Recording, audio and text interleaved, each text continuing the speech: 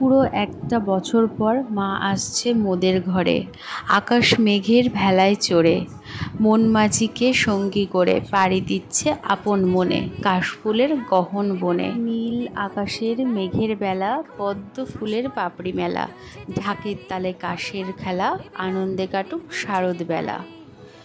সবার আনন্দে কাটুক, ভালো কাটুক, ঘুচে যাক সকল অন্ধকার। হ্যালো এভরিওয়ান, আজকে আবার চলে এসেছি দুর্গাপুজো লুক 3 নিয়ে তোমাদের সাথে শেয়ার করতে। প্রথমে মুখটা ভালো করে ক্লিন করে নিলাম, তারপর আমি একটু লিপ বাম অ্যাপ্লাই করে নিচ্ছি। লিপ বামটা অ্যাপ্লাই করছি কারণ ঠোঁটটা যাতে একটু সফট থাকে, তো কোনো স্কিন যাতে উঠে না আসে।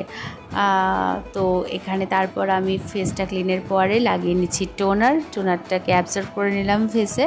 তারপর এখানে আজকে কিন্তু কোনো আমি ময়শ্চারাইজার অ্যাপ্লাই করলাম না, এখানে আমি অ্যাফ্রেজার ম্যাজিক ড্রপটাই অ্যাপ্লাই করলাম। আলাদা কোনো রকম কোনো ময়শ্চারাইজার আজকে অ্যাপ্লাই করব না, ইচ্ছেও করছে না আজকে। ভালো অ্যাফ্রেজার যে বেবি প্যালেট আছে বা মিনি প্যালেট, সেটা থেকেই জাস্ট আমার শেডের একটা ফাউন্ডেশন নিয়ে আমি খুব অল্প পরিমাণে অ্যাপ্লাই করছি।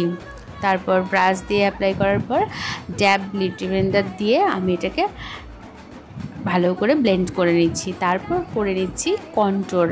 আজকে কিন্তু কোনো স্টেপ বাই স্টেপ নয়, আমার যখন যা ইচ্ছে হয়েছে তাই আমি অ্যাপ্লাই করেছি।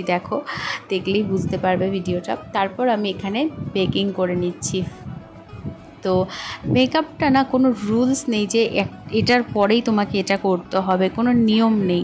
তুমি আগে পরে মাঝে যখন ইচ্ছে করতে পারো, তবে হ্যাঁ যেন সঠিকভাবে সব কিছুর অ্যাপ্লাই হয়, না হলে কিন্তু মেকআপ সেট হবে না, মানে প্রপার মেকআপটা হবে না। তো তারপর আমি বেকিংয়ের পর করে দিয়ে নিচ্ছি এখানে ব্লাশার অ্যাপ্লাই করে নিচ্ছি।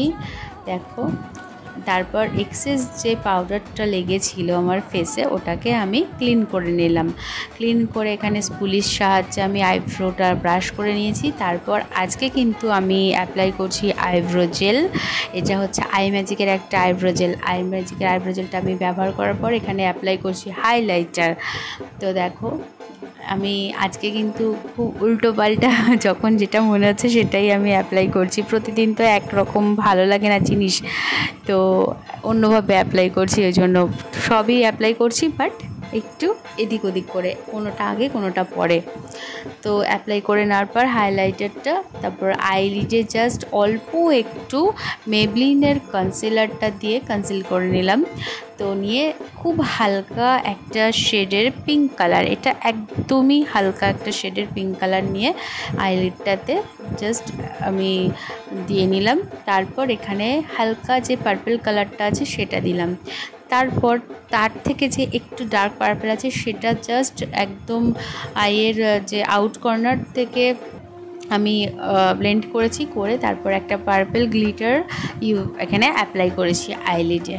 তো করে তারপর আইলাইনার পরে নিয়েছি আমি। কিন্তু এখানে যে তোমার পেন্সিল আইলাইনার, জেল আইলাইনার বা জেল স্কেচ পেন যেটা তুমি বলো আর কি, তো সেটা দিয়ে তারপর এখানে লাগিয়ে নিচ্ছি মাস্কারা। আর আমি কিন্তু যে শেডগুলো আইলিডে ব্যবহার করেছি, আইলিডের সেম শেডটাই আমি চোখের নিচটাতেও অ্যাপ্লাই করেছি, সেম কালারগুলোই, এক্সট্রা কিছু নয়।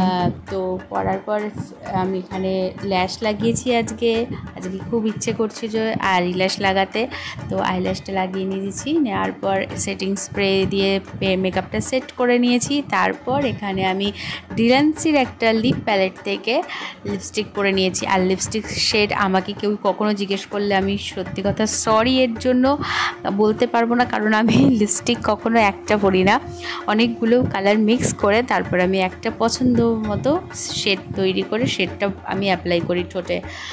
তো এখানে ইয়াররিংস পরে নিলাম। তো আজকে কিন্তু হেয়ারটাও দেখেছো কার্ল করেছি, কেমন লাগছে বলো। তো এই লুকসটা করেও তোমরা পুজোতে যে কোনো দিন বেরোতে পারো, তোমাদের যেদিন ইচ্ছে। তো আজকের লুকসটা কেমন লাগলো জানিও।